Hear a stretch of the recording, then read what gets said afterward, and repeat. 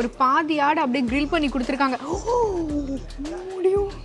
இப்படி ஒரு மட்டன் எங்கேயாச்சும் பார்த்துருக்கீங்களா? அப்படியே இந்த ஆடு இருக்குல்ல ஃபுல்லாக கிரில் பண்ணி அதை பாதியாக கட் பண்ணி நம்ம கொடுத்துருக்காங்க. இவ்வளோ சாஃப்டான மட்டனை என் லைஃப்லேயே பார்த்தது இல்லைன்னு சொல்கிறதுக்கு அவ்வளோ சாஃப்டாக கிரில் பண்ணியிருப்பாங்க இந்த மட்டனை. இந்த ஒரே ஒரு பிளேட்டில் பார்த்தீங்கன்னா சிக்கன், மட்டன், ஃபிஷ்ஷு, ப்ரானு எல்லாமே இருக்கு. எல்லாமே மிடில் ஈஸ்டர்ன் ஸ்டைல குக் பண்ணிருப்பாங்க. அதானா கெபாப்ஸ், கிரில் டைகர் ப்ரான்ஸ், பேத்தி கெபாப், கிரில் ஃபிஷ்னு மொத்தமாக 11 ஐட்டம்ஸ் வரும். எல்லாமே செம்ம யூனிக்காக இருந்துச்சு. இன்ஃபேக்ட் அந்த கிரில்டு ஃபிஷ்லாம் சொன்னால அது ரொம்ப டிஃப்ரெண்டாக பண்ணியிருந்தாங்க.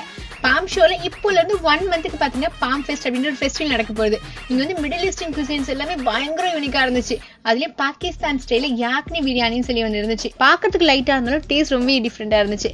அண்ட் ஸ்டார்டர்ஸில் shrimp shooters with zesty sauce, நல்லா கிறிஸ்பாக க்ரன்ச்சாக சாஸ் சாப்பிட்றதுக்கு பர்ஃபெக்ட்.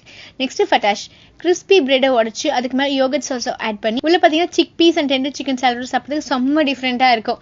ஸோ கண்டிப்பாக உங்களுக்கு டிஃப்ரெண்ட்டாக ட்ரை பண்ணணும் அப்படின்னு நினச்சிங்கன்னா பாம் ஷோரில் இந்த ஐட்டம்ஸ்லாம் ட்ரை பண்ணி பாருங்க. மறக்காம ஃபுடீஸ் ஃபைண்டிங்ஸை ஃபாலோ பண்ணி